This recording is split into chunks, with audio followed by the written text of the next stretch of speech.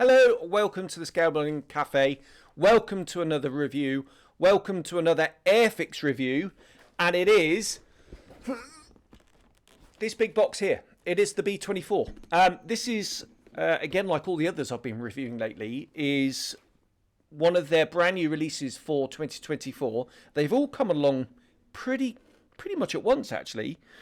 And yeah, when they announced this, I was really surprised and really pleased actually to get one of these. I suspect that arguably the H is the least popular of the marks, which, to be honest, makes good sense for them to release it now because most people who want a B-24 are just going to get and buy it. The J arguably is, I think, will be the most popular one with all those natural metal schemes. And obviously the D, the early war version, with some great weathering potential, and no doubt we will see a load of at least one Coastal Command RAF aeroplane, which I really quite fancy. But yeah, fantastic to get this massive lump.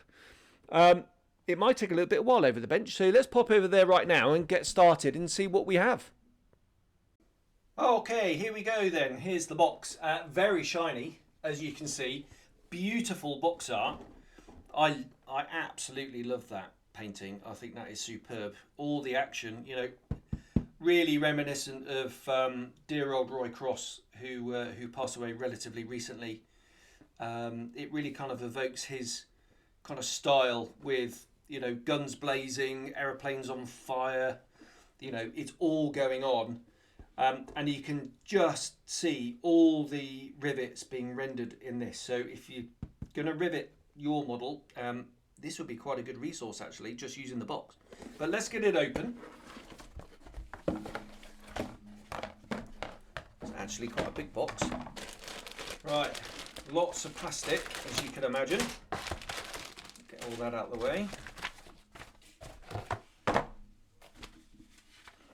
here's the decal sheet. We'll just move that. I'd imagine this is cartograph.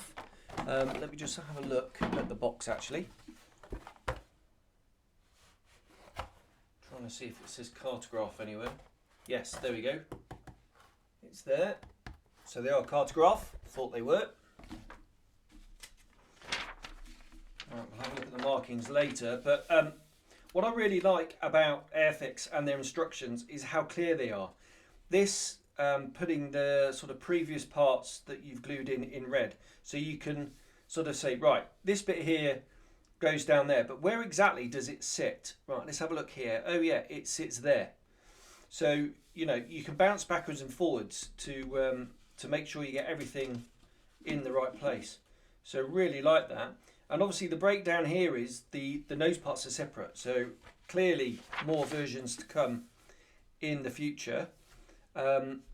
Would be Airfix without having a bit of drillage, but even here you've got a bit of filage as well. So drillage and filage going on. So adding all the interior parts, I'm not going to go step by step, you can look at that yourself, but highly detailed sort of rear, and obviously it's showing us all the internal detail, which I'm sure is going to be in the plastic, which we'll see shortly. And then bringing the two fuselage halves together and then grafting the nose onto the front. Some people may wish to glue the nose half onto the rear half and then just have your traditional sandwich. Some people may do that, but yeah, I'm sure that'll work really well. Full bomb load going in. Now this is one of the few bombers where I might be tempted to do the bomb bay open, because it doesn't spoil the lines of the aeroplane at all. A lot of them, for example, I think the B-17 looks a bit silly, and yeah, something like a Lancaster, Halifax, the big British bombers with a huge bomb bay. Yeah, I'm not a fan of open bomb bays on models actually. I do think it spoils the lines, but this one, not a problem. Conventional tailplane going on. We got some internal detail separately going in. This is nice here, telling you that the top half of the wing should be flat and the bottom half wing tapers up to meet it. So it shouldn't sort of bend down like this, like it does in the Chipmunk model. So those of you got the Chipmunk model, the pins are misaligned, and if you do that, you're going to get this kind of bendy wing effect. So I really like that, just to sort of warn you. Superchargers going on. Obviously, most of us, I think, will probably do that after everything is painted. So nice engines. The twin row here. So the first row is sort of moulded in with this shroud, and then you've got the separate rear row there. Obviously no ignition harness, but you could add that yourself, no worries. And Edward are bound to do a resin replacement set for that. So you're building up the wings. Looks like you've got separate flaps that you can have either retracted or lowered. I'm not sure how they routinely sat actually. I'd have to check my references. Separate wheel hubs, which I'm a massive fan of. So you don't have to do any sort of tricky masking. And looks like you can have the option to have the undercarriage retracted, which again is nice. This is obviously the lowered, and you've got your diagram here.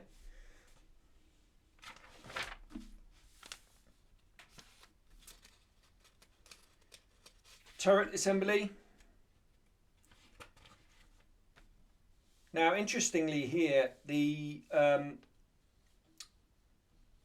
think this is the rear turret is the guns are molded integrally with the clear part, so you have to mask that bit off and then paint up your guns.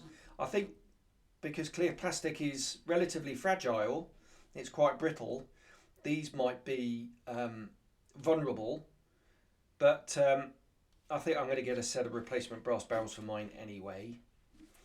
Sperry ball turret, which is very Star Wars-esque, isn't it? That going in, and again you can either have it retracted or deployed. I'm wondering if you could have it deployed on the ground. Maybe, maybe not. Be a shame if you can't have it deployed on the ground. I'm sure you could. They did that for maintenance and what have you. And then we're just finishing off the bits and pieces. The ladder is inaccurate in that it's too long, but nose weight. If you get that wrong, you're going to have to rely on that. So I think that's a really nice touch, that they've made it a bit too long so you can use it as a bit of a prop. Now let's just rewind and see if I can find, yeah, here we go. Right, so you've got this area here where you can put 30 grams in. And yeah, so that's in that box there. Does it tell you to do any more? I think when I build mine is I'm going to put a lot more weight in this front portion here. So I'd have to have an actual look, but I'm just going to stick it in here and just paint it. You're not going to see much of that detail at all. So I'll probably get to this stage here and then see where I can put some more in. That's going to be my plan anyway.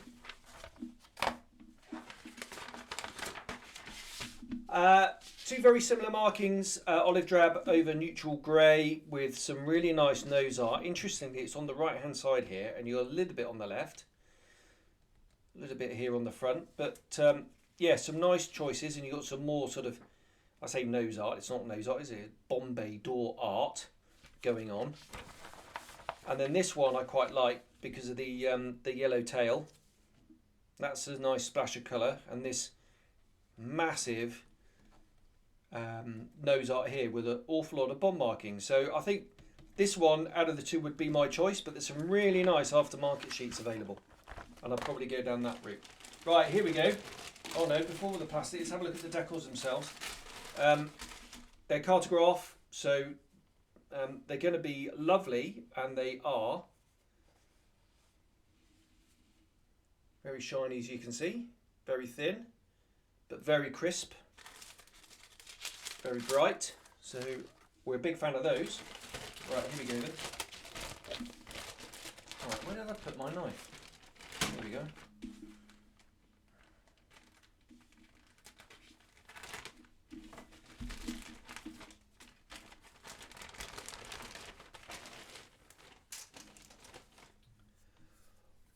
Okay, let's start here then. So obviously we've got the right hand wing here.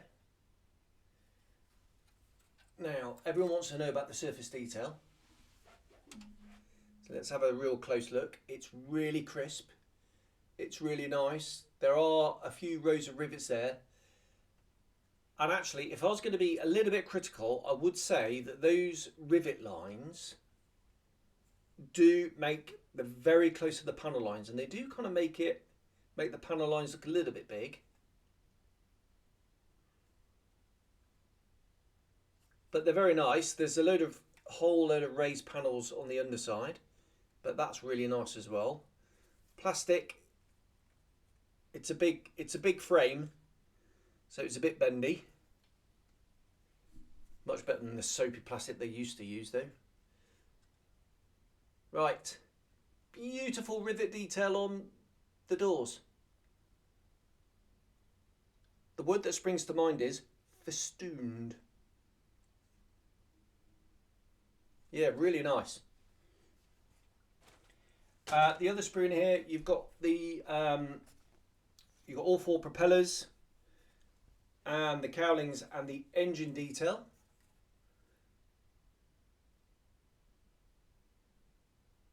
So that's nicely detailed.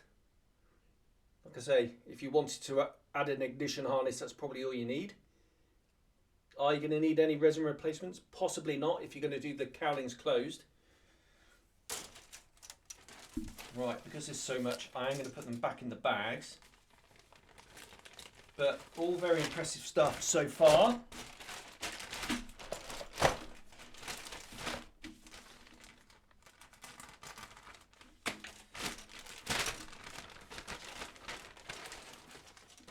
Right, what we got here? So a lot of internal detail going on here, and this is really crisply moulded. You can see the sort of corrugated floor that a lot of the American aeroplanes had. P-47 cockpit springs to mind.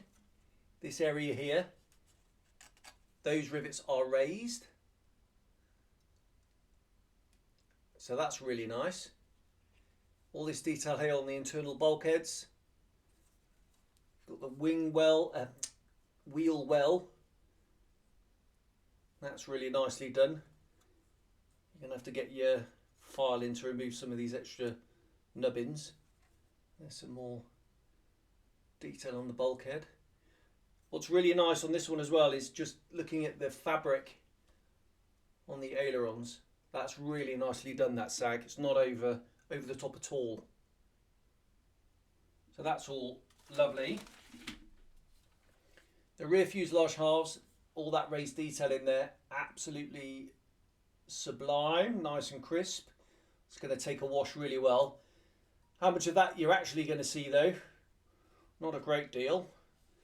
Got some ejector pin marks here, but and what looks like a little bit of oil or something around there. So yeah, I might be tempted actually to wash these. It might just be, actually I don't think it is oil. I think it's just witness marks. But there's obviously locator pins all around there, so all those are going to be covered up. This bulkhead looks really nice. Got some rivet detail going on there as well. And the outside, really nice. Now it does look like on here some sink marks from these ribs, but actually I really like that because it's that stressed effect, and you can use that as a guide for your riveting tool if you're going to do a bit of riveting. So I really like that. That's a bit of a bonus, but the panel line detail on here is absolutely beautiful. I think it looks better here because there's no rivets along them. Well, there are in a few places, but yeah, that's really nice. And this area here around the gunner's windows, that is raised, but only just. Tailplane detail with some lovely fabric effect. And then different options for fins, and these are fully riveted in the inside here. So I'd be tempted to rivet these as well around here, but they're lovely.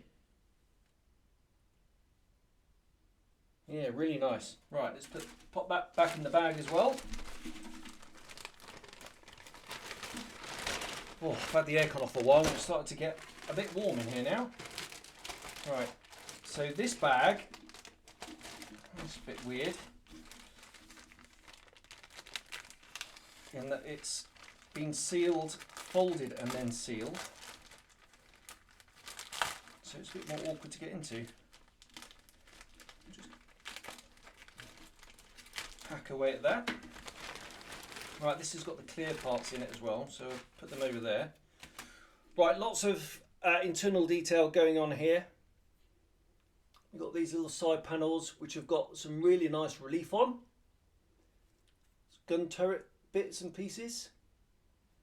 Obviously all the bombs with moulded in fins. So the fins are actually quite relatively clunky. But I reckon Edward will come with a replacement fin set for that. I'm not going to do the bombs in mine. Seats, here's the set. I think that must be the center console for the cockpit. So you just need to add some levers on that. And there's your tail support / rear ladder. Lovely. Yeah, really impressed. And the last grey sprue. So this is the ammo feed for the front turret. The nose halves in here. I'll probably pack out a lot of this with some lead because you're not really going to see it up through there, especially if you paint it black.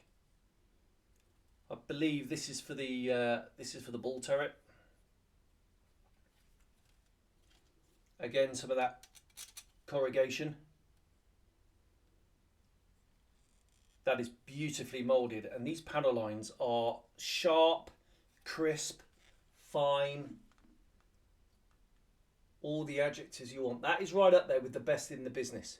Airfix have arrived, everybody. So let's put these back in the bag. And I'm expecting good things from the clear parts. Right, this is double bagged, i.e. well, one bag, but it's folded over on itself for double extra protection. Oh yeah, as I thought, beautiful, fine, crisp, raised glazing. So if you're a masochist and you're going to actually mask that yourself, it's nice and crisp. But very clear, very shiny. Yeah, look at that. And there is the guns for the turret, but it's quite obvious where you're going to mask and paint.